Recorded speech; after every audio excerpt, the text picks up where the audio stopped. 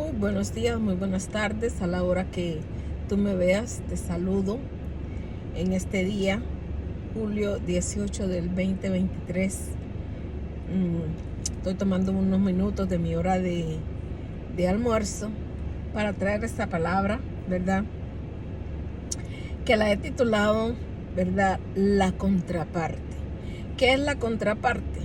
Es lo que nosotros llamamos, pues, lo que te hace la guerra, el motivo por el cual el otro se levanta en guerra, es porque la contraparte o el adversario o el que cree que tiene como objetivo el pararte, no entiende el motivo de tu asignación.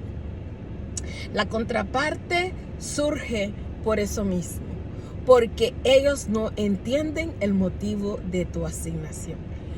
Ellos no estuvieron en ese cuarto oscuro, ellos no estuvieron en ese cuarto de hospital, ellos no estuvieron durante esas horas de dolor, ellos no estuvieron durante esa temporada en la cual tú no tenías nada, andabas con la misma ropa todos los días, cuando tu familia estaba en contra tuya también. Tantas cosas que pudieron haber sido lo que convergieron para que tú entendieras que Dios te estaba llamando, para que tú entendieras que Dios estaba asignando una área de trabajo, un territorio, una manera de cómo expresar el evangelio, ya sea que sea profético, ya sea que sea evangelístico, ya sea que sea pastoral, como quiera que sea, siempre habrá una contraparte en contra de tu ministerio, porque la palabra nos enseña que desde inicios de la fundación del mundo tenemos un adversario que anda sigilosamente buscando el momento para herirte, para matarte, para confundirte, para pararte en tu destino profético. Entonces, la contraparte surge porque en realidad no entienden qué es lo que a ti te dieron. Y mientras Dios mismo no se ponga sobre ellos, mientras Dios mismo no les muestre a ellos a quién realmente ellos se están oponiendo, porque ellos creen que se están oponiendo a ti. Sin embargo, Dios, cuando se le aparece a Saúl, a Saulo de Tarso, antes de ser llamado el apóstol Pablo, él le dice: dura cosa te es dar cosas contra el aguijón. Y le dice: Saulo, Saulo, ¿por qué me persigues? Porque al perseguir a la iglesia, al perseguir al ungido, al perseguir al llamado de Dios, no solamente están persiguiendo físicamente a esa persona, sino que al final están persiguiendo su iglesia y están persiguiendo su propósito. Al que se mete contigo, seguramente no puedes darle duda que se está metiendo con Dios. Entonces, fíjate, en el tiempo de Jesús, en el tiempo de Yeshua, había un sumo sacerdote que se llamaba Caifás. Caifás, como ya lo dije, era el sumo sacerdote de la época. Caifás estaba supuesto a vivir las glorias de Dios, el cabot de Dios, la chequina de Dios. Pero definitivamente que Dios tenía tiempo, ¿verdad?, que no hablaba.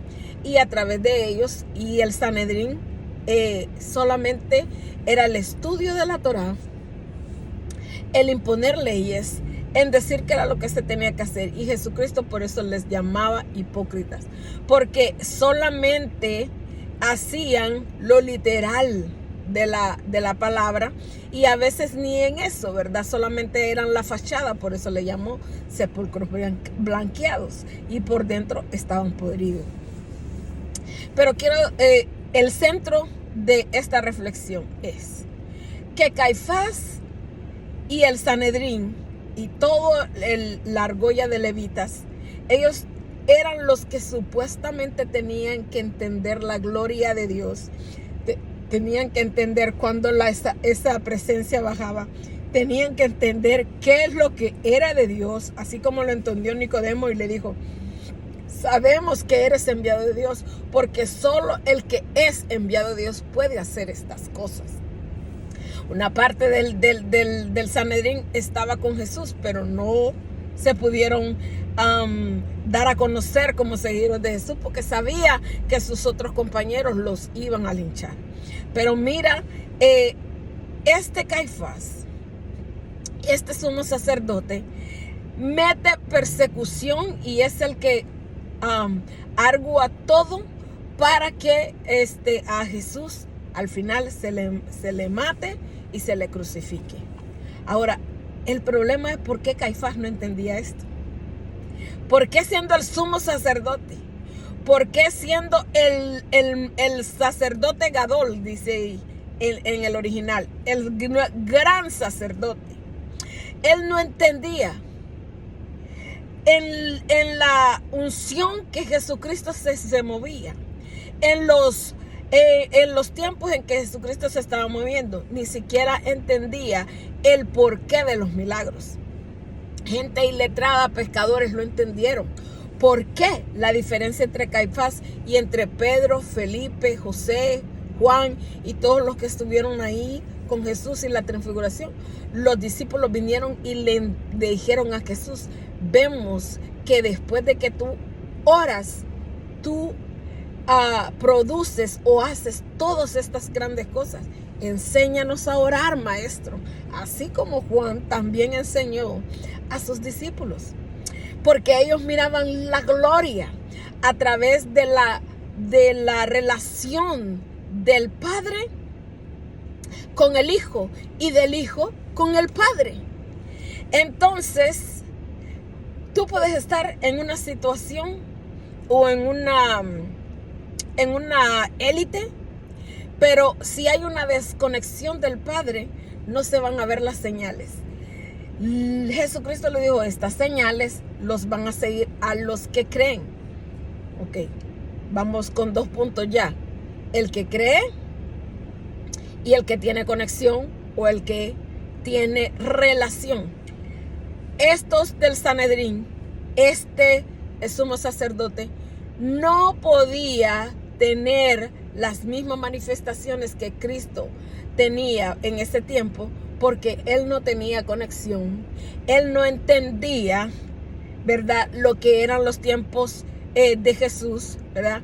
Y entonces, como no había tenido la revelación, como no entendía los tiempos y como no tenía esa relación realmente con el Padre, entonces no se le fue revelado y no se le fue expuesto a ese tipo de gloria. Históricamente conocían a Dios, históricamente conocían que eran las grandes cosas que Jehová había hecho, pero a la hora del té, como le llamo yo, digo, a la hora de tener la taza de café, todo estaba vacío.